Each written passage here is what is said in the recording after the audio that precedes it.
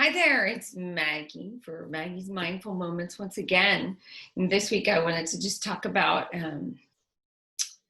failure to recognize. A lot of us are out there, we're chasing happiness. We're looking everywhere all the time. And even when we think we're going to now take a spiritual journey or get on a spiritual path, we sometimes believe that if we work hard enough towards these spiritual goals, that we'll also be happy. Some of us think that enlightenment or awakening is about attaining something, getting something. Just like a lot of us spend most of our lives sort of chasing happiness and trying to have more and do more and be more in order to feel fulfilled or happy.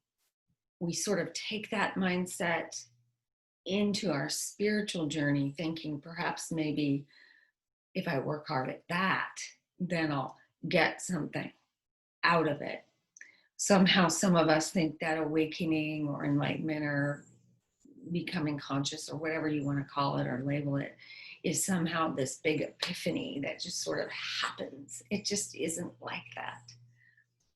Awakening and a process of spiritual development is sort of like little awakenings over a long period of time.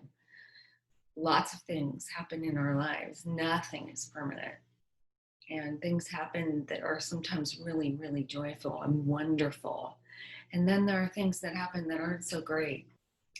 And each one of those things that do happen is a chance for us to learn something and grow along that spiritual path, which is why spiritual awakenings, come in sort of like snippets, I want to say.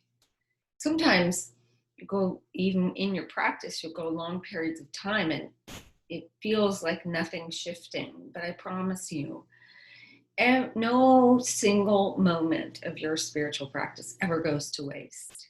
Not one single solitary moment. So why is it that when you're on a spiritual path and you're, working, you're not going to attain anything that you should not actually expect to? Why not? And that's because who you already are is an enlightened person.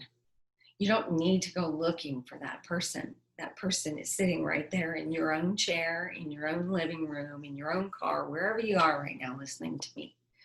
That enlightened soul, that enlightened presence is already there and always exists.